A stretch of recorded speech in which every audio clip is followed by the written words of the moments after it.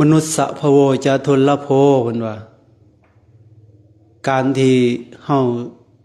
บังเกิดขึ้นเป็นมนุษย์เป็นคนนี่เป็นของยากนักยากหนาเพิ่นว่าเฮาสิได้มาเกิดเป็นคนมานั่งพอไปแวะอยู่แถวนี้เนาะผู้ใหญ่พอไปแวะ มานั่งร่วมกันอยู่นี่เนาะบ่ว่าแต่พระเอาตัวญาติโยมกับเป็นคนคือกันเนาะการได้เกิดมาเป็นคนเพิ่นว่าเป็นของหายากยากส่ำใดไม่ใหญ่คือว่าโอ้ยสิยากอีหยังเนาะเกิดมาเป็นคนอยู่บ้านบ่อึดอีหยาเนาะคนถ้าเฮาไปเปรียบเทียบกับชัดเดรัจฉานหมูหมาเป็ดไก่งัวควายอันนั้นก็แฮงน้อยเนาะปวกโพนหนึ่งปลาน้องหนึ่งนี่คือเบิ่งว่าจักโตจะว่าไม่ใหญ่บ้านเฮาสิสูงได้บ่คนถ้าเว้ารวมแล้วเบิดทั่วโลกนี่มีแต่ 6,000 7,000 100 ล้านคนนะแม่นบ่มันก็บ่ได้หลายเพราะปานใดเนาะถ้าเปรียบเทียบกับสัตว์เดรัจฉานนี่เปรียบเทียบกันบ่ได้เนาะในจังว่าการเกิดมาเป็นคนนี่เป็นสิ่งที่ยากส่ำใดที่พระเจ้าเพิ่นว่านะพระเจ้าเปรียบเหมือนเต่าอยู่ในมหาสมุทรน้ำทะเลเนาะว่าบ้านเฮานะสิฟังง่ายๆเนาะบางคนอิหยังมหาสมุทรไปว่าคำว่าน้ำทะเลคือสิเข้าใจเนาะผู้ใหญ่เปรียบเหมือนเต่าอยู่ในน้ำทะเลเพิ่นว่ามีเต่าตาบอดตัวหนึ่งอยู่ในน้ำทะเลเต่าตาบอดตัวนั้นน่ะ100 ปีมันจะเอาหัวโผล่ขึ้นมาเทื่อหนึ่งอยู่ในน้ำทะเลเนาะอยู่เทิงหน้าน้ำแต่ว่าอยู่ในน้ำน่ะมันมีบ่วงอันหนึ่งเนาะซ้ำล้มหัวเต่าแหละลอยอยู่ในน้ำทะเลลมพัดมาทางใต้มันก็ไหลไปทางเหนือลมพัดผ่านทางเหนือมันก็ไหลไปทางใต้บ่วงก็บ่ได้อยู่หม้องเก่าบัดนี้บ่วงก็พอดีลงกับหัวเต่าเนาะพระพุทธเจ้าว่าดูก่อนภิกขุทั้งหลายเต่าตัวนี้จะสามารถเอาหัวนี่ซุบเข้าบ่วงได้ง่ายส่ำใดเนาะเอาภาษาบ้านเฮานะหรือผู้ใหญ่มันสิสามารถหัวซุบเข้าบ่วงได้บ่เต่าพอเต่าตาบอดบัดนี้น้ำมันกว้างใหญ่ไพศาลบัดนี้คันมันตาดีคะแน่เนาะขึ้นมาก็สิเลี้ยวหาบ่วงใช่เนาะจะเอาหัวซุบเข้านะอันนี้พอเต่าตาบอดเพิ่น100 ปีบัดนี้จะโผล่หัวขึ้นมาเทื่อหนึ่งพาทั้งหลายล่ะเป็นการยากเต่าตาบอดจะเอาหัวซุบเข้าบ่วงนั้นได้ง่ายมันยากเนาะสิซุบเข้าได้นะขณะน้ำน้องสายังบ่แห้งหรอกเพราะว่าน้ำทะเลเนาะน้ำมหาสมุทรนะพระพุทธเจ้าเลยว่าดูก่อนภิกขุทั้งหลายคนเฮานี่ตายไปแล้วสิกรรมมาเกิดเป็นคนนี่ยากเพิ่นว่ายากสันยากกว่าเต่าตาบอดจะเอาหัวซุกกระบ่วงเต่าตาบอดเอาหัวซุกกระบ่วงยังง่ายกว่าคนชั่วคนพาลคนบ่ดีตายไปแล้วสิมาเกิดเป็นคนนี่ยากกว่าเต่าตาบอดจะเอาหัวซุกกระบ่วงนั่นอีกเพิ่นว่าก็คิดเบิ่งว่าเฮาเกิดมาเป็นคนนี่เป็นมนุษย์นี่นะถือว่าเฮานี่มีบุญหลายอะไรได้นี่เฮาเกิดมาเป็นคนนี่นะกว่าเฮาจะเกิดมาเป็นคนได้ก็บ่แม่นง่ายเนาะเป็นของง่ายเฮาก็มีบุญสะสมมาก่อนเนาะเฮาจึงสิเกิดมาเป็นคนได้นะก็เป็นย้อนหยังก็คือเฮานี่เป็นผู้มีศีลคือศีล5ที่เฮาสมาทานกับพระวันศีลวันพระเฮาก็พากันสมาทานศีล5รักษาศีลบ้านเฮานี่เป็นผู้มีศีลอยู่บ่ผู้ใหญ่จังว่านี่เด้อล่ะเสียว่าศีลคือเฮานี่พากันรักษาเนาะสมาทานแต่ว่าโดยพื้นฐานแล้วบ้านเฮานี่เป็นผู้มีศีลเป็นส่วนหลายเนาะเฮาสังเกตเบิ่งถ้าบ้านใดบ่มีศีลบ่มีธรรมก็เดือดร้อนไปเบิดคือบ้านเฮามีขโมยจัก หาคน10คนนี่ก็เดือดร้อนแล้วเนาะแม่นบ่มันหาหลักของน่ะอยู่บ่เป็นสุขแล้วเฮานี่เนาะไปใส่คอยระแวดระวังนี่นะนั่นแหละย้อนหยังน่ะย้อนว่าคนบ่มีศีลเนาะคือมีคนมักขาคนนี่มึงเจ้าสิกล้าลงเฮือนใหม่บ่ผู้ใหญ่เอ้ยเคยมีโจรหลายเนาะมันคอยแต่สิขาเฮานี่ห่วยบ่กล้าลงมาได้นี่กลางคืนนี่นะย้อนว่าเฮานี่เป็นผู้มีศีล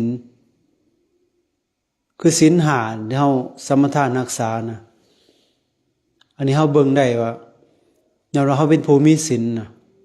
เฮาจะเกิดมาเป็นคนได้ศีล5บางคนนี่แม้นสิเกิดมาเป็นคนก็บ่สมประกอบก็บ่อึดบ่อยากเนาะแต่ละบ้านมีเบิดเนาะเกิดมาเป็นคนหูหนวกตาบอดเป็นเปียกเป็นลอยบ่สมประกอบนะนั่นแหละเศษของบาปกรรมที่เขาเฮ็ดผิดศีล5นะเกิดมาเป็นคนคือหมู่แต่ก็บ่คือหมู่นั่นแหละเพิ่นว่าคนเฮานะถือว่าเฮานี่โชคดีนี่เกิดมาแม่นว่าเกิดมาสิบ่ร่ำบ่รวยบ่หังบ่มีบ่สวยบ่งามคือเพิ่นแต่ว่าเฮานี่มีอวัยวะครบสมบูรณ์32ประการเนาะมีไผตาบอดได้ยินมีบ่หูหนวกบ่มีเนาะมีเปียกเป็นรอยก็บ่มีถือว่าเฮานี่โชคดีนี่แต่ว่าพวกเฮาทั้งหลายนี่เกิดมาอายุหลายปีแล้วคือผู้ใหญ่แล้ว6 70แล้วได้นี่เนาะเลียวเบิ่งนี่นะใกล้แล้วได้พวกเจ้านี่นะ ไก่ไว้ใส่ผู้ใหญ่เปรียบเหมือนไม้ไก่ฟังนั่งไก่หัวจักสิมวยลงย่ำใดเนาะอายุเหลือน้อยแล้วพวกเฮานี่นะยังเหลือบ่หลายได้สิฮู้ว่าเจ้าของเหลือจักปีนี่นะบ่ฮอดปีสมบ่จักบางคนก็ได้ เห็นบ่น่ะแต่ว่าเฮาแม้สิเฒ่าแก่ชราก็ย่าเนาะแต่ว่าเฮานี่โชคดีเฮายังมีโอกาสได้ฟังเทศน์ฟังธรรมได้มาปฏิบัติธรรมน่ะเฮายังบ่ทันตายเฮาก็ยังมีโอกาสเนาะโอกาสสามารถจะบรรลุธรรมสามารถจะเข้าถึงธรรมได้สามารถจะแสวงหาที่พึ่งแก่เจ้าของบ่มีสิ่งใดที่เป็นที่พึ่งอันสูงสุดแก่เฮาพวกเฮาทั้งหลายนี่นอกจากเฮาจะพึ่งพระรัตนตรัยพึ่งพระพุทธพระธรรมพระสงฆ์เป็นที่พึ่งเป็นสรณะอันนี้บ่เจ้าว่าเป็นที่พึ่งอันสูงสุดนี่คือพวกเฮาพากันถือนี่นะอันนี้สำคัญเด้การเกิดมาเป็นคนเป็นมนุษย์นี่เป็นของหายากพระพุทธเจ้าเพิ่นว่าเพื่อเฮาสิเกิดมาได้นะเพราะฉะนั้นแล้วพวกเขาทั้งหลายได้เกิดมาแล้วก็อย่าพากันประมาทในชีวิตส่วนหลายคนเฮานี่มักจะประมาทเป็นส่วนหลายเนาะเฮาเบิ่งได้นะคนประมาทแนวใดก็บ่สนใจกับการทำความดีเนาะการเข้าวัดเข้าวาจำศีลเจริญเมตตาภาวนานี่มีน้อยก็เบิ่งบ้านเฮานี่แล้วนี่ยิบเดียวนี่ ยิบเดียว บ่ได้หลายเห็นมันน่ะย้อนหยังน่ะย้อนว่าเป็นผู้ประมาทน่ะประมาทในชีวิตบ่ฮู้ว่าอันใดเป็นแก่นเป็นสารเป็นสาระให้แก่ชีวิตเจ้าของน่ะคนเฮานี่ส่วนหลายในปัจจุบันมีแต่แสวงหาทรัพย์ภายนอกมาจุนเจือครอบครัวมาเลี้ยงลูกเลี้ยงหลานน่ะบ่สนใจว่าโอ้ยอีน้อยสิเป็นที่พึ่งแก่เฮาแม้นว่าเฮาสิมีทรัพย์สมบัติหลายปานใดสิเอาไปนำได้บ่คนก็คิดบ่ได้ดอกเนาะยังได้หลายก็แฮงได้หลายกว่าเก่าทรัพย์สมบัติเข้าของเงินทองน่ะบางคนนี่หามากิน10 สาท20 สาทก็บ่เบิดก็ยังอยากได้คือเก่าอยู่ก็อยากรวยขึ้นกว่าเก่าอยู่เนาะแล้วคนเฮาน่ะมันบ่มีเมืองพอเนาะในการแสวงหาทรัพย์ภายนอกน่ะอันนั้นก็เป็นแค่ทรัพย์ภายนอกเฮาตายไปแล้วก็เอาไปนำบ่ได้จักอย่างเนาะแม่นบ่ใหญ่เบิ่งเด้อคนรวยกับคนทุกข์น่ะเวลาตายนี่ซ้ำกันยังซ้ำกันน่ะเงินกีบ1 บาท 1ก็เอาไปนำบ่ได้คนรวยไปตายไปแล้วก็คือเก่าเนาะเงินบาท1กีบ1ก็เอาไปนำบ่ได้คนทุกข์คือกันสิ่งใดที่เอาไปนำได้ซะบุญกุศลความงามความดีที่เฮาได้เฮ็ดได้กระท บาปกับบุญนี่แหละสิไปนำเฮานี่นะผู้ใดเฮ็ดบุญหลายก็ผู้ใดหนทางไปสู่สุคติผู้ใดเฮ็ดบาปหลายก็หนทางไปสู่ทุกขติไปสู่อบายภูมิทั้งสี่เนาะไปตกนรกแน่เป็นเปรตอสุรกายเป็นสัตว์เดรัจฉานและหนทางไปของคนทำความบ่ดีเนาะทำแต่แนวชั่วทำแต่บาปแต่กรรมทำแต่อกุศลธรรมพวกนี้แหละนี่หนทางไปเฮาสามารถจะเบิ่งได้เนาะแต่ว่าคนเฮาก็ตายไปแล้วบ่อยากตกนรกนะมันผู้ใหญ่อยากตกอยู่บนนรกอุเลวเนาะพระอยากตก อยู่ขึ้นสวรรค์หรือสวนลายก็ได้เนาะเฮ็ดบุญให้ทานก็ได้อธิษฐานผู้ขาตายไปเกิดอยู่สวรรค์เพิ่นเด้อเพิ่นว่าแม่นบ่พ่อใหญ่อย่าไปเกิดอยู่สวรรค์จะไปเกิดอยู่สวรรค์สิได้ไปอยู่บ่นึกเจ้าคิดนะเจ้าว่าพวกเจ้าสิได้ไปสวรรค์อยู่บ่ จักแล้วเนาะเพราะว่าคนเฮานี่จะไปนรกหรือสวรรค์นี่เบิ่งตอนยังมีชีวิตอยู่พี่บ่ต้องเบิ่งยากดอกพวกสิไปสวรรค์หรือว่าไปนรกนะคือพวกเฮานี่แหละนี่แม่นบ่พวกนี้เลยสิได้ไปสวรรค์นี่ได้นี่พวกมันนั่งอยู่นี่นะ เป็นหยังเฮาเฮ็ดแต่ความดีเนาะทำบุญให้ทานรักษาศีลภาวนานี่การรับฟังธรรมกับภาวนาก็นี่เนาะการรับฟังธรรมนี่นะมีส่วนนั่งสมาธิอย่างเดียวเนาะการเจริญภาวนานะคือพัฒนาจิตใจเจ้าของให้มันดีมันงามขึ้นกว่าเก่าอันนี้แหละสำคัญที่สุดนะคนเฮาตายไปแล้วอยากรู้ว่าเขาไปสู่อบายหรือว่าไปสู่สุคติหรือว่าไปทุกขตินะเฮาบ่ต้องเบิ่งยากเบิ่งตอนมีชีวิตอยู่นะว่าเขาสิไปทางใดนะถ้าบุคคลใดบ่เขาวัดเขาว่ากินแต่เหล้าเมาสุราเฮ็ดแต่แนวบ่ดีนั่นแหละหนทางก็ไปไปสู่อบายภูมิไปตกนรกบาปหนักไปตกนรกเบามากเป็นสัตว์เดรัจฉานเป็นอสุรกายเป็นเปรตรู้จักบ่พี่เพศพ่อใหญ่ จึงได้ไปพี่เพศนะคนเป็นเพศนะเป็นเปรตนะเบิ่งแต่ตอนมีชีวิตอยู่นะภายมีความโลภหลายแม่นและพี่เพศย่างย่องอยู่แล้วบ่ทันตาย เป็นเพศก่อนแล้วพวกนี้นะอยากได้ของคนอื่นมาเป็นของเจ้าของพวกเอาของสงฆ์นี่นะของวัดของว่าพวกนี้นะแห่งบาปนักนี่เนาะพวกนี้ก็ได้เห็นบอกเวลาเขาพ่อแม่มักสอนเนาะเวลามาวัดมาว่าเฮาอยากได้หยังนี่ขออย่าคู่เป็นหยังย่านบาปแม้แต่บักม่วงหน่วยหนึ่งก็ต้องขอเนาะแม่จะคอยปลูกไว้แล้วบักม่วง บ่แม่นเด้เนาะ อยู่ในวัดของอย่าคู่ของสงฆ์เนาะอยู่ในนี้อีหยังก็อย่าแม้แต่เข็มเล่มหนึ่งเฮาต้องขอเพิ่นอยู่ในวัดในว่าเป็นหยังสิเป็นบาปแก่เฮาเนาะอันนี้ก็สำคัญเด้คนมีความโลภนะโลภอยากได้ของคนอื่นพอนี่นะเป็นเปรตแต่ยังมีชีวิตอยู่นี่ว่าตายไปแล้วก็เป็นพี่เพศนั่นแหละสัตว์เดรัจฉานพวกเป็นสัตว์เดรัจฉานคือพวกควงหมู่นะบอกยังกับพิษหูหมู่บัดนี่พอแล้วนะคนขวางเนาะ แม่นบ่เฮ็ดแต่แนวบ่ดีน่ะอันแหละตายพวกนี้จะเป็นสัตว์เดรัจฉานเป็นอสุรกายเปรตอสุรกายแต่ว่าเป็นเปรตนี่ก็คล้ายอยู่ได้เนาะยังเบาได้เปรตนี่เบาได้เบาอย่างใดเถื่อญาติพี่น้องอุทิศส่วนบุญให้เขาอาจจะจุติไปเกิดเป็นเทวดาหรือเป็นมนุษย์ก็ได้เนาะ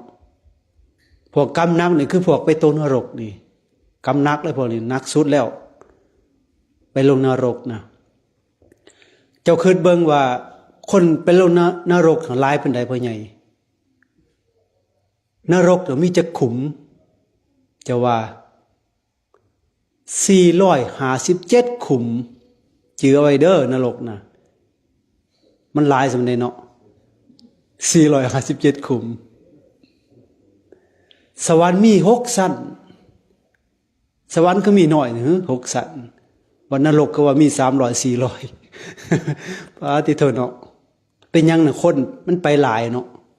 ไปอัดกันอยู่พุ่นแล้วย้อนว่าทำบาปทำกรรมหลายเฮาเบิ่งก็ได้แล้วในปัจจุบันเนี่ยคนเฮ็ดความดีเนี่ยมีน้อยเฮ็ดแนวบ่ดีเนี่ยหลายเฮ็ดแนวเป็นประโยชน์นะเฮาเบิ่งเอาแหละเห็นบ่จะว่าการเฮาเกิดมาเป็นคนเป็นมนุษย์นี่ถือว่านี่โชคดี ที่เฮาเกิดมาแล้วเฮาได้นับถือศาสนาพุทธได้บอกคำสอนของพระพุทธเจ้าเฮายังมีโอกาสเนาะมาให้ทานรักษาศีลเป็นบางเวลาเป็นบางเทื่อเนาะรักษาศีลน่ะมึงไปในรักษาศีลบ้านเฮานี่รักษาศีลได้เบิดทุกข้อพ่อใหญ่ก็น้อยนี่บ่ฆ่าสัตว์แล้วก็น้อยบ่ลักของผู้ใดบ่นอกใจสามีภรรยาก็น้อยบ่ดอกขี้ตัวบ่ดอกส่อเสียดบ่คำเพ้อเจ้อหลอกลวงคนอื่นก็น้อยบ่ได้ดื่มของมึนเมาสุรามีไล่มีอยู่บ่หายากเนาะนี่ฮะโจคู่โจมุงมีสุขุสมุงอันแรกก็รักษาได้ชั่วครั้งชั่วคราวบางคน แต่ว่าความเป็นจริงแล้วเนาะศีลใน5ข้อนี่ก็เพิ่นก็รักษาได้เบิดทุกข้อเด้ในข้อใดข้อหนึ่งแม่นตัวโอ้ยคนน้อยบ่เอาดอกศีล5สิเอาศีล4บ่เอาศีล4หรือว่าศีล3ศีล2บ่บ่เบิดรักษายากว่าจะว่าบ่แม่นเด้เนาะใน5ข้อมันก็ให้รักษามันได้เพราะว่าเป็นหยังถ้าผู้ใดผิดศีลข้อที่1นี่เนาะมักฆ่าสัตว์นี่นะเกิดมาชาติหน้าก็สิมีอายุสั้นตายไวพุ่นนี่นะผู้ใดมักฆ่าสัตว์ตัดชีวิตอายุก็สิบ่ยืนยาวอายุก็สิสั้นผู้ใดมักเบียดเบียนสัตว์บัดนี้พวกนี้ก็จะมีโรคภัยไข้เจ็บหลายเนาะผู้ใดมักลักของคนอื่นนี่พวกนี้ก็สิบ่มีโภคทรัพย์สมบัติบ่มีข้าวของเงินทองเป็นคนทุกข์ยากลำบากขาดแคลนเพราะว่าเป็นยังวิบากกรรมมากหลักของเขาเนาะผู้ใดนอกใจสามีภรรยาพอนี่ก็มีศัตรูโคเวนหลายและก็บางคนก็เกิดมาเป็นกระเทยเพราะว่าเป็นยังนอกใจผัวนอกใจเมียผู้ใหญ่บ้านเฮามีบ่กระเทยน่ะมีแล้วเนาะ ระวังเด้ผู้ใดนอกใจเมียน่ะนอกใจผัวน่ะมันเป็นกระเทยเด้ รอศัตรูมีศัตรูหลายเนาะพวกนี้น่ะก็เป็นย้อนหยังผิดศีลแม่นบ่ผู้ใดมักเว้าขี้ตัวจังซี่น่ะคนอื่นเกิดมากอะสิปากมิ้นพวกนี้เพิ่นว่ามักเว้าขี้ตัวเนาะแล้วเขาเว้าหยังคนก็บ่เชื่อถอยฟังความย้อนว่ามักเว้าขี้ตัวแล้วผู้ใดมักดื่มของมึนเมาสุรามีไล่เกิดมาศาสนาก็สิเป็นผีบ้าปานนี้นะ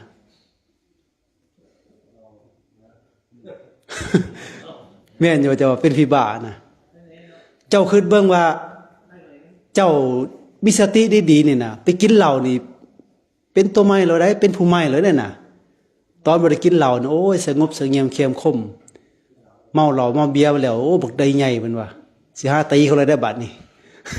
เห็นบ่น่ะน้ำเปลี่ยนนิสัยเห็นบ่กินเหล้ากินเบียร์ไปแล้วเห็นบ่น่ะขนาดเฮายังบ่ให้เป็นบ้านี่น่ะไปกินเหล้ากินเบียร์ไปแล้วบ้าทันทีเลยเด้น่ะเห็นบ่น่ะ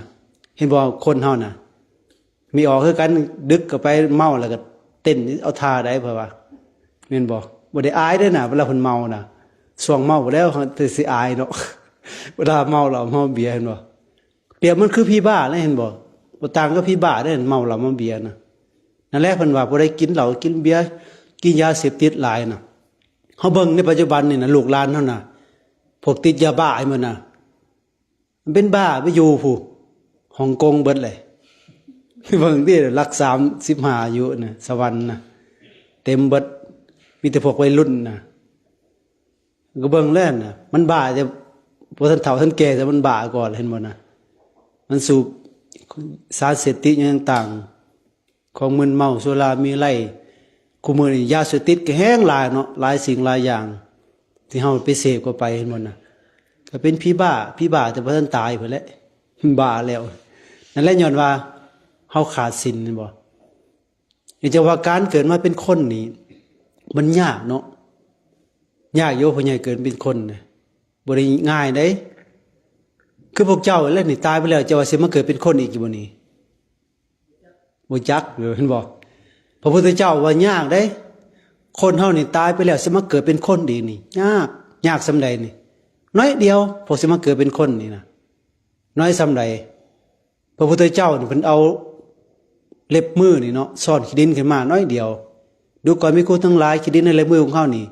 กับขี้ดินในแผ่นดินอันใดหลายกว่ากันถ้าเปรียบเทียบกันบ่ได้เนาะขี้ดินในแผ่นดินนี่หลายขี้ดินในเล็บมือพระเจ้านี่น้อยเดียวคนเฮานี่ตายไปแล้วสิกรรมมาเกิดเป็นคนอีกนี่ซ้ำขี้ดินในเล็บมือของพระพุทธเจ้านี่เพิ่นว่ามันหลายกว่าน้อยเดียวเป็นบ่ส่วนหลายคนนี่ตายไปแล้วไปตกนรกเป็นเปรตอสุรกายพิสัยดิสารนี่มีส่วนหลายมีส่วนหลายเห็นบ่น่ะแต่ว่าการเกิดมาเป็นคนนี่พระเจ้าเรียกว่ายากกว่าจะเกิดมาเป็นคนได้นี่ถือว่าเฮานี่เป็นผู้โชคดีนี่ในเกิดมาเป็นคนเป็นมนุษย์เฮายังมีโอกาสในการจะทำความดีเนาะคือเฮานี่นะเฮานี่เลือกได้ในปัจจุบันนี่เฮาสิไปตกนรกเป็นเปรตอสุรกายสัตว์เดรัจฉาน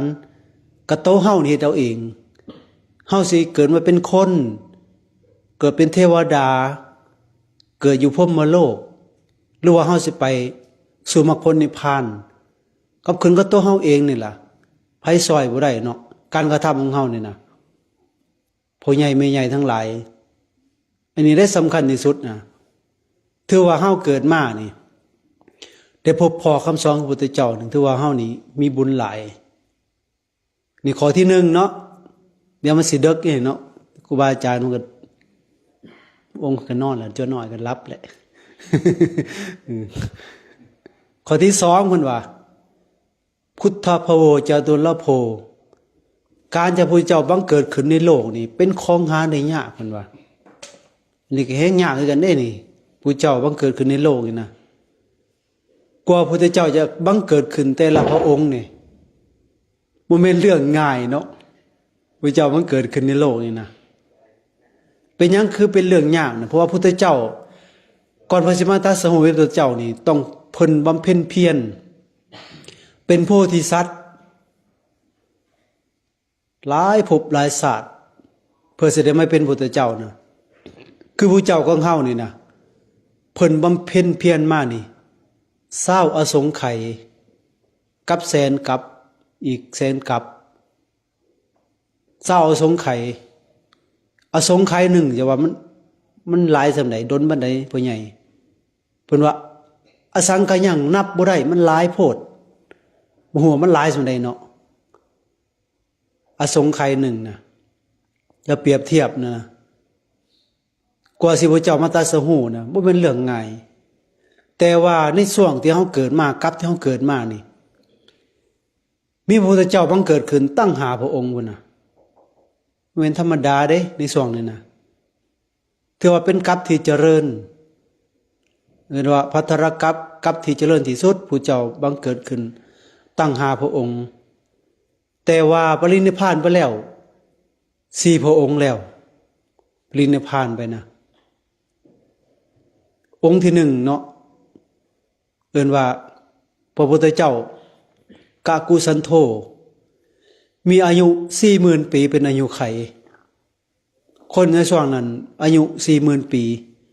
เป็นอายุไขพระเจ้าของเฮาแต่ก่อนเนาะกากุสันโธองค์ที่2โกนาคามโน 30,000 ปี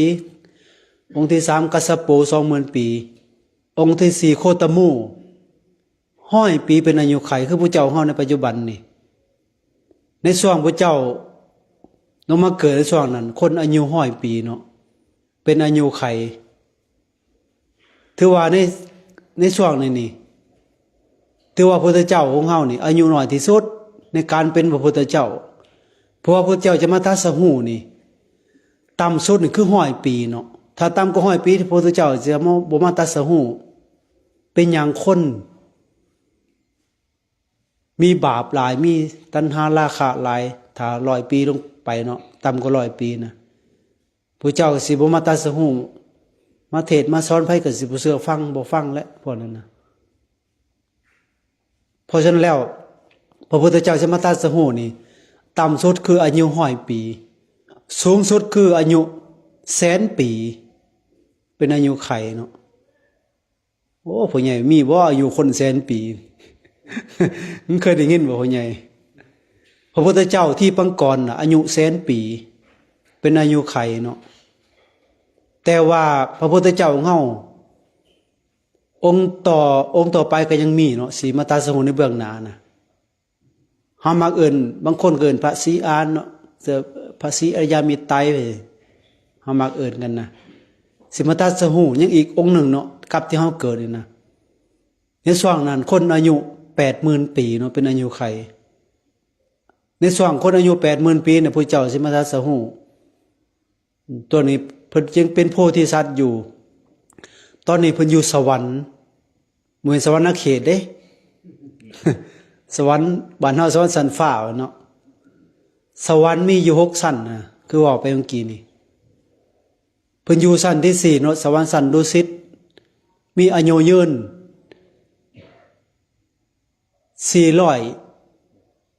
400ปีนี่คือซ้ำมือ1คืน1ของสวรรค์ชั้นดุสิตคือโลกมนุษย์เฮาเนาะอายุ400 ปีน่ะซ้ำมือ1คืน1ของเพิ่นสวรรค์ชั้นดุสิตน่ะพ่อใหญ่ขึ้นเบิ่งน่ะอายุคนอยู่ในโลกมนุษย์นี่400 ปีเลยแต่ว่าอยู่สวรรค์ชั้นดุสิตนี่มือ1คืน1ของเพิ่นบ่ต้องเว้าไกลเนาะสัญญาตุมหาราชสัญญาแรกนี่นะอายุ50 ปีเมืองมนุษย์นี่ซ้ำมือ1คืน1ของสวรรค์ชั้นจาตุมหาราชมีอายุทิพย์500 ปีทิพย์เนาะสวรรค์ชั้นจาตุมหาราชถ้าเพิ่นไล่อยู่ในหันนี่มี500 ปีทิพย์นี่ซ้ำ9 ล้านปีเมืองมนุษย์อายุสวรรค์ชั้นที่1น่ะเฮาสิเกิดจักเทื่อล่ะพี่ใหญ่พ่อใหญ่ 9 ล้านปีเมืองมนุษย์สวรรค์ชั้นจาตุมหาราชได้ชั้นแรกๆนี่นะชั้นที่2ชั้นดาวดึงส์อายุ100 ปีเมืองมนุษย์ซ้ำมือ1คืน1ของสวรรค์ชั้นดาวดึงส์วดิงสะเขาก็เอิ้นหลายแบบเนาะสันดาวดึงส์สันที่2น่ะมี1,000 ปีทิพย์บัดนี้ก็ไล่คูณเอาเลยเนาะสิหลายปานใดสันที่3ก็สัญญามา200 ปีเมืองมนุษย์สัมสวรรค์สัญญามามือ1คืน1เนาะของสวรรค์สัญญามาน่ะอายุก็หลายขึ้นไปอีกเนาะความอายุยืนน่ะของสวรรค์สันแต่ละสันแตกต่างกันไปแต่ว่าเอาสันสูงสุดเนาะสันที่6กันนะ 1,600 ปีเมืองมนุษย์ซ้ำมือ1คืน1ของสวรรค์สันนิมมานารดีคิดเบิ่งน่ะมือ1คืน1เด้น่ะ 1,600 ปีเมืองมนุษย์ซ้ำมือ1คืน1สวรรค์สันสุดท้ายเนาะสันนิมมานารดีนะให้สวรรค์นี่6ชั้นนะแต่ว่าพระโพธิสัตว์นี่ไปอยู่สันดุสิตโพธิสัตว์นะเวลาศีล8คือมื้ออื่นนี่ศีล15ค่ำนี่เนาะแม่นบ่15ค่ำมื้ออื่นนี่เนาะพวกเทวดาทั้งหลายนี่ไปประชุมกันอยู่สันดาวดึงส์อยู่สันดุสิตเพิ่นก็ลงมาไปยังคือมาประชุมกันเนาะสันดาวดึงส์น่ะเพราะว่าอยู่สันดาวดึงส์จะมีพระธาตุเกศแก้วพระธาตุที่ช่วงพระพุทธเจ้าออกบวชใหม่ๆเนาะตอนเพิ่นออกบวชเอาผมเพิ่นตัดผมโกนผมชาวบ้านเฮาเนาะเอาเลยเอาผมเพิ่นนี่ไปประดิษฐานไว้เป็นพระธาตุเกศแก้วอยู่สวรรค์ดันสันดาวดึงส์น่ะถ้าเทวดาองค์ใดอยากมีอายุยืนตายไปแล้วไปเกิดเป็นเทวดาคือเก่าก็ไปกราบไปไหว้พระธาตุเกศแก้วอยู่สวรรค์สันดาวดึงส์พระโพธิสัตว์นี่ก็วันศีล8ค่ำ15ค่ำ14ค่ำ15บริวาร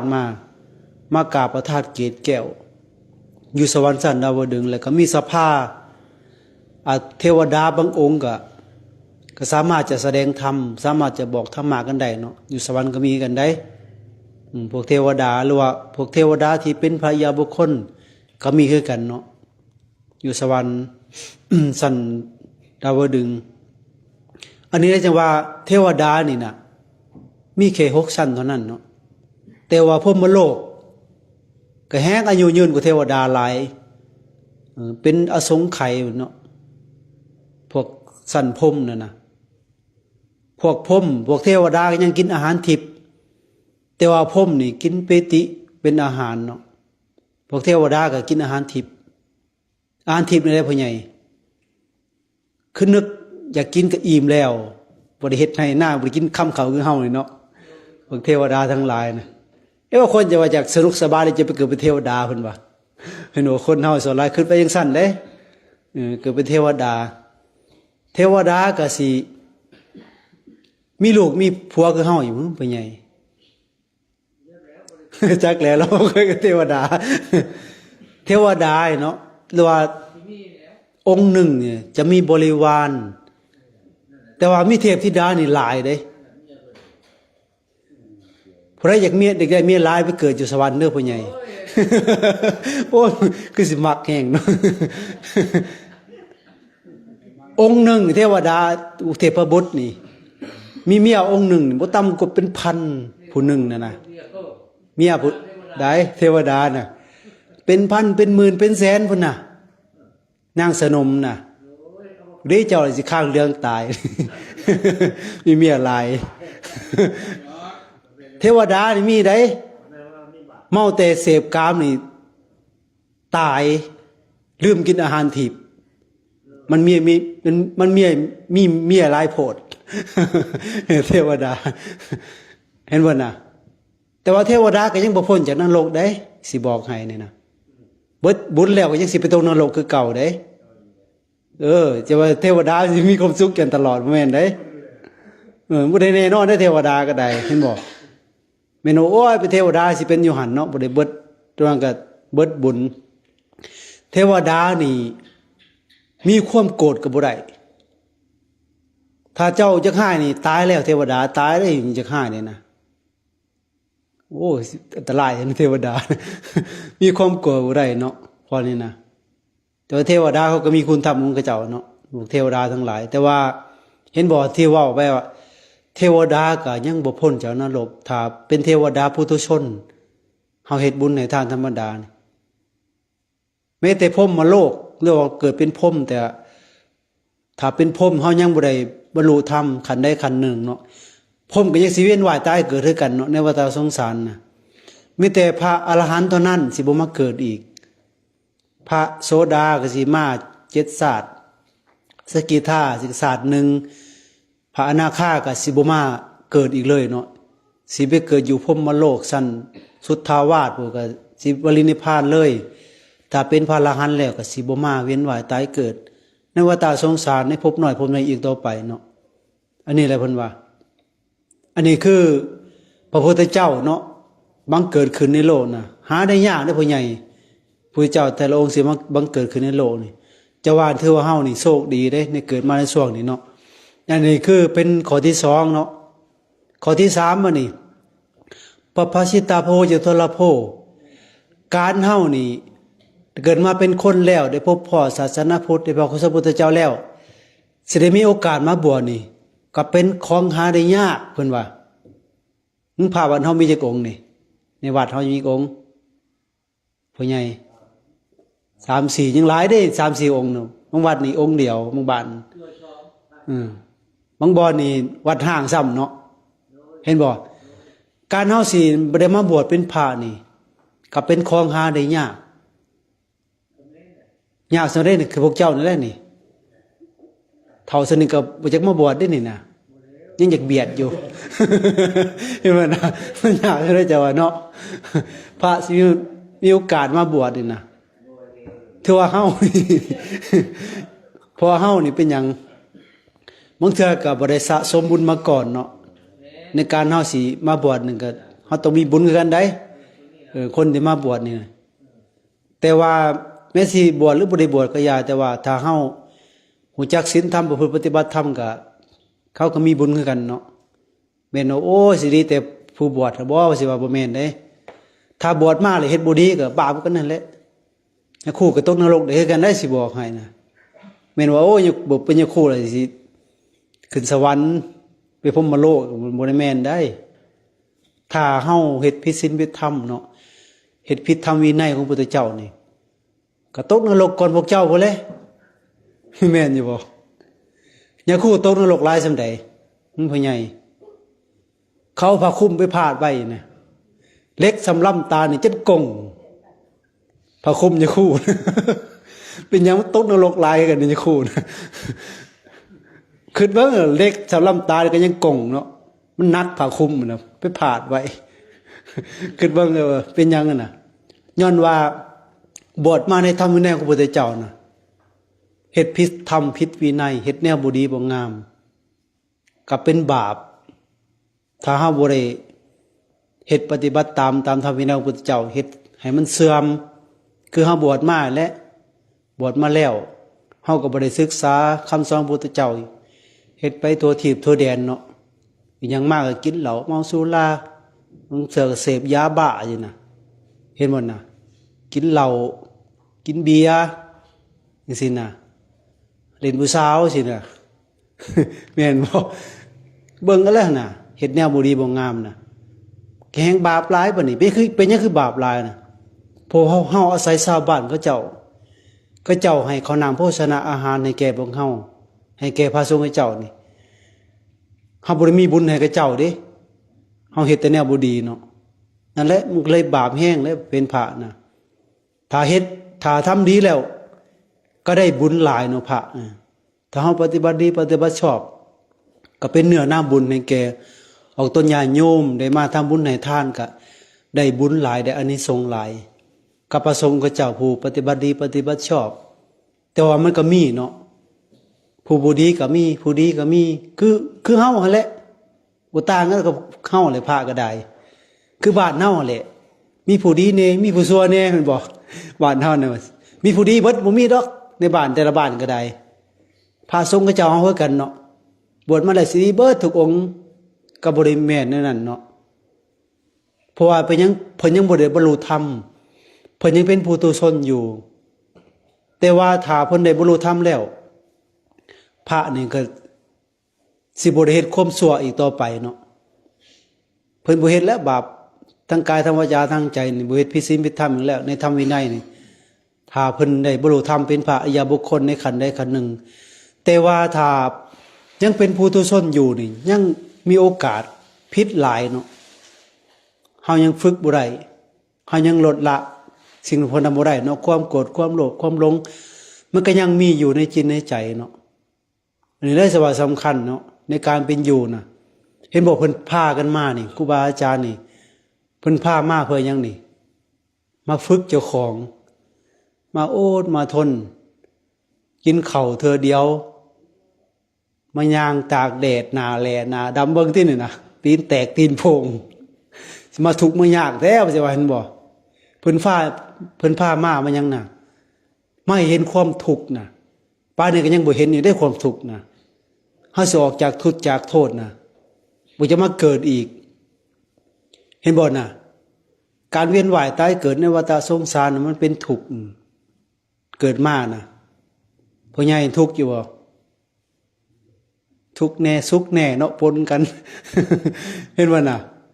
แต่ว่าคนเฮานี่เกิดมาน่ะเกิดมาแล้วแกมีความสุขบ่เฒ่าแล้วน่ะพ่อใหญ่ไผที่มีความสุขก็ได้เนาะลุกขึ้นก็3ขาบางคนเนาะเอาก้นขึ้นก่อนแหละมันเป็นทุกข์เด้น่ะสิไปสิลุกสิย่างไปก็โอ้ยเพิ่นว่านะความแก่ก็เป็นทุกข์เพิ่นว่าความเจ็บไข้ได้ป่วยก็เป็นทุกข์ความตายก็เป็นทุกข์ความพัดพรากจากของหักของแพงก็เป็นทุกข์พระพุทธเจ้าเพิ่นสอนบอกการเวียนว่ายตายเกิดเห็นบ่มันเป็นทุกข์เพิ่นว่าสิเกิดเป็นหยังก็อย่าเนาะแต่ว่าเกิดเป็นคนยังดีได้เกิดมาแล้วเป็นคนคือเก่านะแต่ว่าตายไปแล้วไปตกนรกก็คิดเบิ่งบัดนี้สิทุกข์ส่ำใดถึงนรกนะเฮาไปตกนรกเฮาก็เคยตกมาแล้วแหละเฮาเพิ่นลืมซื่อๆครูบาอาจารย์ก็เคยตกมาคือกันนั่นแหละมานั่งร่วมกันนี่นะเพิ่นว่าคนเฮาเกิดมาในโลกนี่ บ่มีไผสิบ่เคยตกนรกบ่มีไผบ่เคยเป็นเปรตเป็นอสุรกายเป็นสัตว์เดรัจฉานบ่เคยมีไผบ่เคยไผก็บ่เคยสิบ่เคยเป็นพระราชามหากษัตริย์เป็นคนร่ำคนรวยคนนังคนมีคนทุกข์คนยากเคยเป็นมาเบิดแล้วพ่อใหญ่เป็นหมูเป็นหมาน่ะเฮาก็เคยเป็นมาเบิดแล้วแต่ละคนน่ะเพราะว่าเป็นหยังวัฏฏะสงสารการเวียนว่ายตายเกิดเป็นนั่นเป็นนี่บุญที่เฮาเคยกระทำไว้เนาะกรรมที่เฮาได้กระทำไว้น่ะมันปนเปกันไปเนาะคือเฮานี่แหละในชาตินี่ตายไปแล้วจะสิไปเกิดเป็นหยังบัดนี้บ่ได้ฮู้ได้นี่ว่าจะคอยสิเป็นหยังแม่นบ่เลยขึ้นกับกรรมความงามความดีที่เฮาได้สะสมไว้ที่เฮาได้กระทำไว้น่ะแต่ว่าถ้าพระอริยบุคคลนี่เพิ่นจะฮู้เด้ถ้าเป็นพระอริยบุคคลนี่เพิ่นจะฮู้ว่าเพิ่นสิไปเกิดเป็นหยังคติเพิ่นจะแน่นอนเนาะคือว่านั้นเนาะหรือว่าพระอริยบุคคลเพิ่นว่าข่อยสิบ่เกิดอีกแล้วเพิ่นก็ฮู้ว่าเจ้าของสิบ่เกิดอีกแล้วหรือว่าคือพระโสดาบันบ่เกินเชื้อชาติได้มาเกิดเป็นคนเป็นเทวดาชาติที่สุดก็ได้บรรลุธรรมเนาะพระสกิทาคามีก็บ่เกินแต่ชาติเดียวเพิ่นเกิดก็สิตัดสหูเป็นพระอรหันต์พระอนาคาก็บ่มาเกิดอีกไปเกิดอยู่พรหมโลกเนาะบ่มาเกิดเป็นคนอีกแต่พระอรหันต์นี่ตัดภพตัดชาติเนาะตายไปแล้วสิบ่เกิดอีกเลยเอาบ่พ่อใหญ่ตายแล้วบ่เกิดยังจะเกิดอยู่ได้นะยังจะม่วนอยู่ ถ้าเฮาบ่เกิดเฮาไปเป็นนิพพานมันก็มีความสุขนะถ้าเฮาเกิดเวียนว่ายตายเกิดเราก็สิมาทุกข์อีกคนเฮานี่ส่วนหลายนี่อยากเกิดแต่บ่อยากตายแม่นบ่พ่อใหญ่เจ้าอยากตายอยู่บ่เฒ่าก็ยังบ่อยากตายอยู่เห็นบ่คนเฮานี่เห็นบ่อยากเกิดแต่บ่อยากตายพระพุทธเจ้าว่าถ้าผู้ใดบ่อยากตายก็จะเกิดเพิ่นว่าเป็นหยังเกิดมามันตายได้ซะเกิดมาก็ต้องตายนี่เห็นบ่พระเจ้าเพิ่นสอนน่ะจะว่ายากได้เฮาสิได้พบพ่อพระเจ้าสิสอนเฮานี่ออกจากความทุกข์ไปได้น่ะคือเพิ่นเบิดกิเลสตัณหาเนาะเพิ่นบ่มีความโกรธความโลภความหลงอีกต่อไปบ่มีราคะโทสะโมหะอีกต่อไปคือพระอรหันต์น่ะเพิ่นดับกิเลสน่ะพระอรหันต์นี่เพิ่นจะบ่มีความโกรธบ่มีความอยากให้คือพวกเจ้านี่สิมาด่ามาปล่อยก็เฉยอยู่บ่ได้เครียดเป็นหยังเพิ่นบ่ยึดมั่นถือมั่นนี่แล้วเนาะเพิ่นปล่อยเพิ่นละเพิ่นวางนี่แล้วบ่มีความโกรธความโลภบ่อยากได้ของผู้ใดอีกเอาขึ้นมาให้100ล้านพันล้านก็บ่เอาเพลงหยังขอไปอีกได้อีกแล้วของพวกนั้นเนาะเห็นว่าน่ะเพิ่นบ่มีความโลภอีกต่อไปความโกรธความโลภความหลงก็บ่มีอีกแล้วเฮาสิไปลงงมงายในสิ่งในทรัพย์สมบัติในลูกในเมียเขาก็เงินทองต่างๆเนาะบ่มีลงงมงายสิ่งต่างๆเนี่ยพอเพิ่นละได้เบิดเลยพระอรหันต์นั่นน่ะราคะ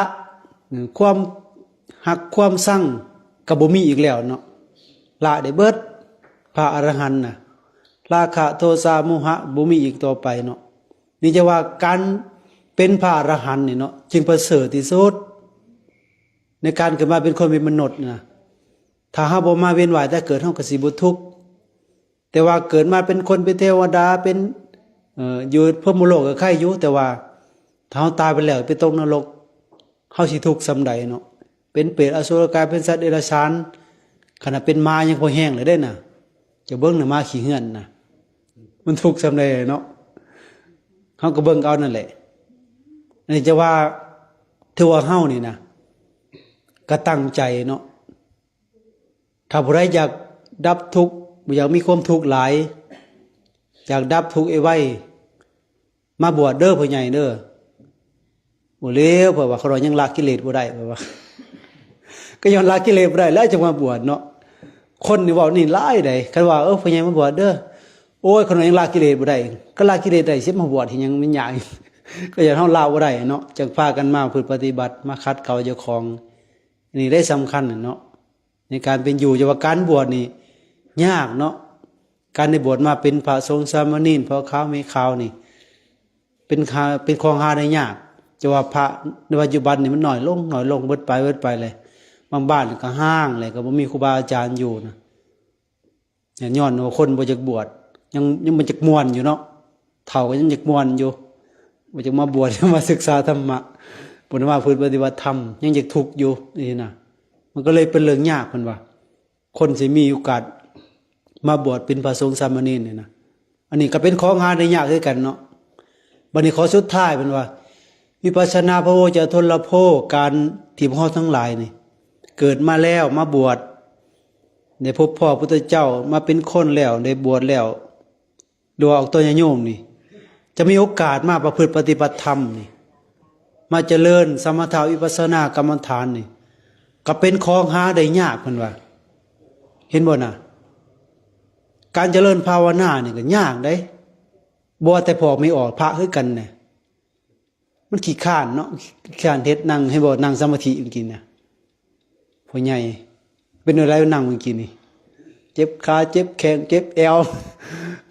นั่งก็เคิดเรื่องนั้นเรื่องนี้สามาพิสิว่าไปตัวทีบตัวแดนเนาะบ่ได้อยู่กับเจ้าของเนี่ยน่ะเห็นบ่น่ะเวลานั่งน่ะอันนี้แหละเฮามาฝึกเจ้าของเนี่ยน่ะมาเจริญสมถะวิปัสสนาอันนี้คือหนทางไปสู่มรรคผลนิพพานการนั่งสมาธิอย่าคิดว่ามันเป็นเรื่องยากเด้ถ้าเฮาเข้าใจนี่เรื่องง่ายๆการนั่งสมาธินะเฮาคิดว่าโอ้ยมันพึกยากการนั่งสมาธิต้องมาอยู่วัดสินะจังเฮ็ดได้บ่แม่นแนวนั้นได้เฮาอยู่บ้านอยู่เฮือนก็นั่งได้คือกันเด้อพ่อใหญ่ไปเลี้ยงควายเลี้ยงงัวไปโคกก็นั่งได้สิยากนี่แม่นบ่ไปนั่งอยู่เถียงหน่อยโอ้ยบ่มีเวียกโอ้นั่งสมาธิเล่นก็น่านั่งคัตตมาเลยก็นั่งตัวตรงๆพระเจ้าสอนนี่เบิ่งลมเจริญอานาปานสติหรือว่าการเจริญเนี่ยเฮาลึกถึงก็มีหลายแบบเนาะว่าแต่การเจริญอานาปานสติคืออาจารย์คันเพิ่นว่าไว้ก่อนนะครูบาอาจารย์บางองค์เพิ่นก็ภาวนาพุทโธก็ได้คือกันเนาะเพราะการเจริญภาวนานี่เพื่อทำจิตให้สงบซื่อๆเนาะก็เป็นอุบายในการฝึกสมาธิฝึกจิตเจ้าของนี่นะคือบางคนหายใจเข้าพุทหายใจออกโธเอาอย่างนั้นแหละหายใจเข้ากับพุทหายใจออกกับโธให้มีสติอยู่อย่างนั้นแต่ว่าพระเจ้านี่สอนง่ายๆเนาะอันนั้นคือว่าพุทธานุสติการระลึกถึงพระพุทธเจ้าพุทโธนะแต่ว่าพระเจ้านี่สอนส่วนหลายนี่คือเจริญอานาปานสติเจริญแบบใดเฮานั่งสมาธิเฮานั่งแบบใดก็ได้เนาะการนั่งนะคือมีใหญ่นี่นั่งคัตตมาดก็ได้นั่งตะหมอบก็ได้ส่วนหลายนี่บ้านเฮาคล่ำเนาะเขาผู้หญิงนั่งคัตตมาดโอ้ยจะไปนั่งได้มันคล่ำเพราะว่าบ่แม่นผู้หญิงก็นั่งได้คือกันเนาะนั่งคัตตมาดนั่งตะหมอบก็ได้เพราะว่าเขาเจ้าเคยกันนั่งตะหมอบก็นั่งได้เนาะแต่ว่าสำคัญคือเฮานี่ให้ตั้งกายให้ตรงให้เที่ยงเนาะเรานั่งตั้งกายเที่ยงก็ตั้งใจเบิ่งลมเอาสตินี่อยู่ลมเบิ่งในปลายหูดังเขานี่เรานั่งเนาะเอาสติไปอยู่นี่ซ้อมเบิ่งลมเขาลมอ่อนหายใจเข้าก็หูว่ามันเข้าหายใจออกหูมันออกหายใจละเอียดหายใจหยาบก็หูการฝึกสมาธิไปลองเด้อพ่อใหญ่เด้อไปลองนั่งเบิ่งมันเป็นอะไรเนาะไปนั่งสมาธินะเวลาเฮาว่างๆเวียกยามมื้อเช้าตื่นขึ้นมาโอ้ยผู้เฒ่าแฮงตื่นแล้วนอนบ่หลับได้บัดนี้ตี3ตี4มาแล้วนอนบ่หลับแล้วบ่มีเวียกมานั่งสมาธิฝึกสมาธิเบิ่งถ้าไผฝึกสมาธิสามารถจะเข้าฌานได้ฌาน1ฌาน2ฌาน3ฌาน4นี่ตายไปแล้วไปเกิดอยู่พรหมโลกเด้อไผจะไปเกิดอยู่พรหมโลกพ่อใหญ่เกิดเป็นพระพรหมพุ่นน่ะฝึกสมาธิเด้อเกิดอยู่พรหมโลกนะผู้ใดจะเกิดอยู่สวรรค์ก็รักษาศีล8ศีลถือศีลอุโบสถ8ค่ำ15ค่ำนี่สมทานศีลอุโบสถไผจะเกิดเป็นเทวดาใน6ชั้นน่ะชั้นใดชั้นหนึ่งน่ะเฮาสามารถจะไปเกิดได้ถ้าผู้ใดจะมาเกิดเป็นคนอีกก็รักษาศีล5ให้ดี บ่ได้ไปเกิดเทวดากังรักษาศีล8ไผจะไปเกิดอยู่พรหมโลกก็เจริญเมตตาภาวนาไผอยากไปสู่นิพพานก็เจริญสมถะวิปัสสนากรรมฐานเนาะเจริญวิปัสสนากรรมฐานคือเว้านี่คือการนั่งสมาธิเนี่ยเบิ่งลมหายใจเข้าหายใจออกนี่เฮาฝึกสมาธิภาวนานี่เฮาสามารถเฮ็ดได้ก็ทำได้เนาะถือว่าในปัจจุบันนี่เฮายังมีโอกาสเฮามีชีวิตอยู่นี่เฮาก็สามารถจะประพฤติปฏิบัติได้พอออกเมออกอยู่บ้านอยู่เฮือนก็สามารถจะบรรลุธรรมได้สามารถจะเป็นพระอริยบุคคลได้เป็นได้ไม่ใช่โอ้ยเป็นพระอริยนี่มีแต่พระสงฆ์สามเณรเท่านั้นเนาะจะสามารถเป็นพระอริยบุคคลได้เฮาอยู่บ้านอยู่เฮือนก็เป็นได้คือกันเนาะถ้าเฮาเข้าใจนะในการประพฤติปฏิบัติในการเป็นอยู่นะอันนี้การเกิดมาของเฮาก็สิประเสริฐเพิ่นว่าเกิดมาเป็นคนเป็นมนุษย์นะถ้าบุคคลใดสามารถจะเข้าถึงธรรมบรรลุธรรมได้นะแม้จะขอทานกินกับเป็นคนรวยคือว่าเป็นคนรวยพ่อใหญ่รวยยังรวยศีลรวยธรรมรวยของงามของดีเนาะเป็นภรรยาบุคคลนะแต่ก่อนก็มีหลายครั้งเป็นสมัยพุทธเจ้านะแต่ก่อนมีหมอหนึ่งนี่หมอเนี่ยชื่อเล่าสุปพุทธกุฏถีเราเป็นคนโลกขี้เหื่อนหมอนั่นนะบ้านเฮามีบอกคนโลกขี้ทูตภาษาบ้านเฮาเนาะขี้ทูตกุฏทังนะขี้เหื่อนหาขอทานกินแต่ว่าเล่านั้นไปฟังธรรมจากพระพุทธเจ้าได้บรรลุธรรมเป็นโสดาบันหมอนั่นน่ะหมอขี้เหื่อนน่ะคิดเบิ่งน่ะบาดนี้เล่าบรรลุธรรมเป็นโสดาบันแล้วนี่โอ้เรานี่มีความสุขเป็นหยังเพราะว่าพระอริยบุคคลนี่นะประเสริฐกว่าเทวดาพุ่นน่ะเฮาเป็นคนถ้าเป็นพระอริยบุคคลนี่ประเสริฐกว่าเทวดาประเสริฐกว่าพรหมผู้ใดเป็นปุถุชนเนาะบ่ต้องเว้าคนร่ำคนรวยนะหาขอทานกินนี่ก็ยังประเสริฐกว่าเพราะว่าเขาเจ้านี่ปิดประตูนรกปิดอบายภูมิได้เนาะพระอริยบุคคลน่ะตายไปแล้วสิบ่ตกนรกแน่นอนบ่ตกนรกเลยสิบ่ไปเปรตอสุรกายวิสัตว์เดรัจฉานสิมาเกิดเป็นคนเป็นเทวดาอยู่นี่บ่เกิน7ศาสตร์เสด็จบรรลุธรรมเป็นพระอรหันต์เนาะเห็นบ่น่ะลาวนี่ไปหาขอทานกินเทวดามาทดสอบเบิ่งมาลองเบิ่งคนได้บรรลุธรรมนี่สิเป็นจังไดน้อวะสิประเสริฐสำใดน่ะเทวดานี่ก็เลยมาลองเบิ่งเนาะเหาะลงมาจากสวรรค์พุ่นน่ะเหาะลงมา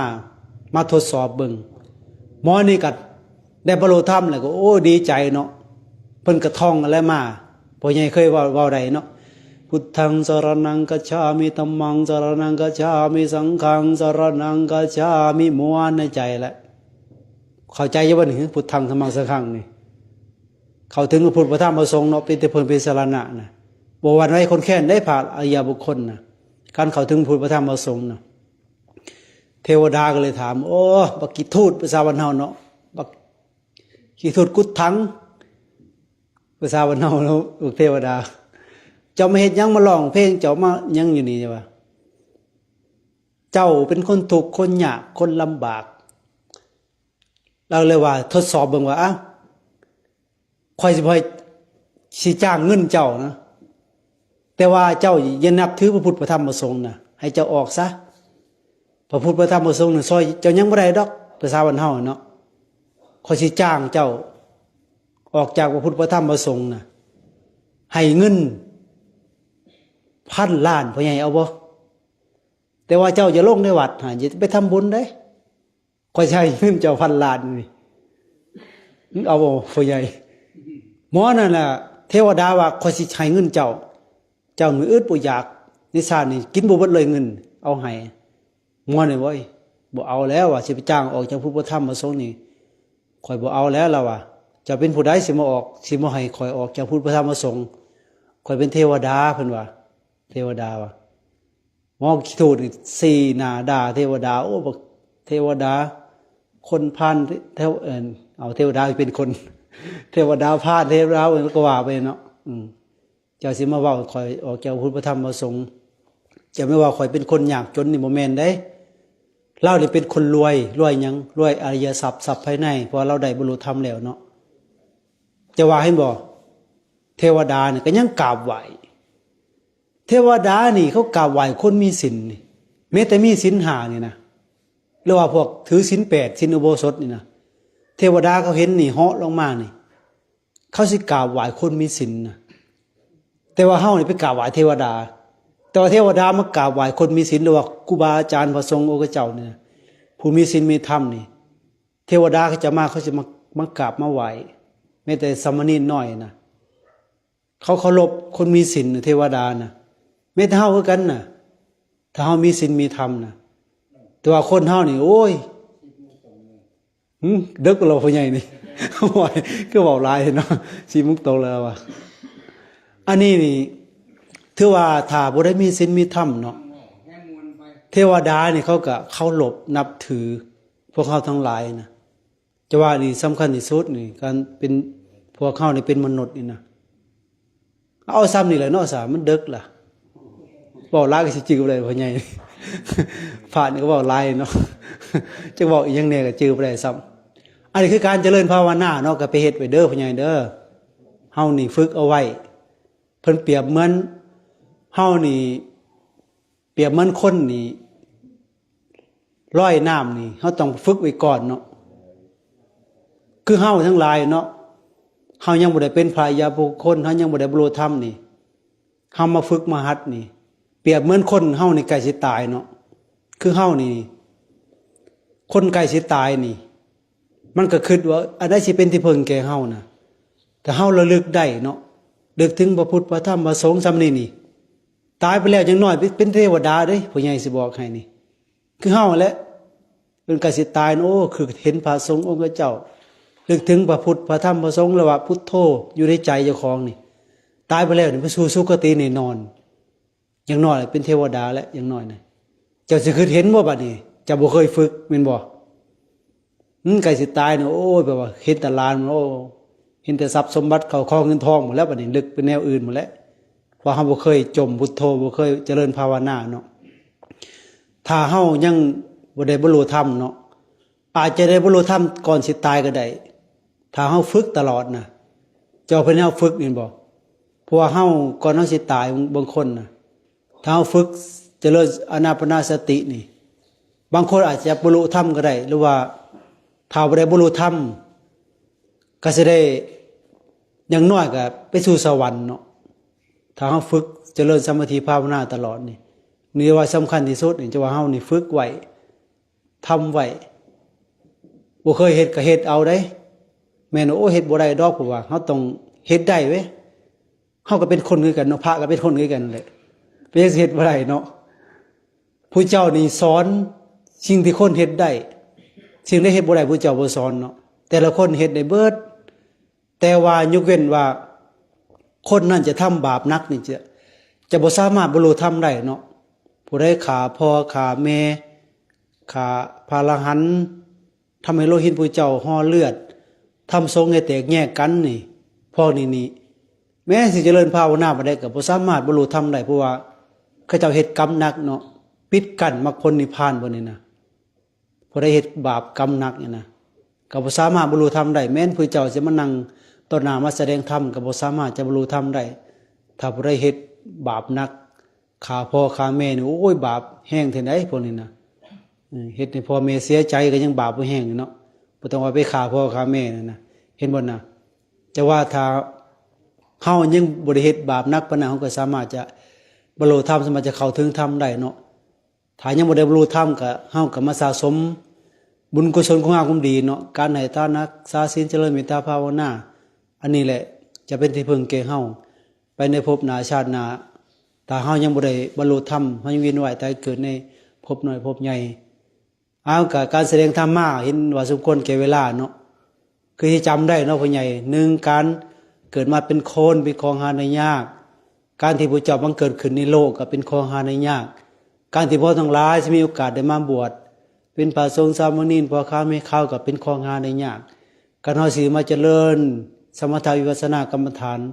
ก็เป็นของหาได้ยากแต่ว่าเฮาก็ได้พบพอแล้วก็ เฮ็ดเอาเองเนาะการกระทำก็แสดงธรรมะเห็นว่าสมควรแก่เวลาก็ขอให้พวกเขาทั้งหลายจงเจริญงอกงามในธรรมวินัยของพระพุทธเจ้าเพื่อจะนำตนในพระพุทธเจ้ากองทุกข์ถึงสุขอภัยบุญกล่าวคือมรรคผลพระนิพพานโดยทั่วกันทุกทางทุกคนเทอญ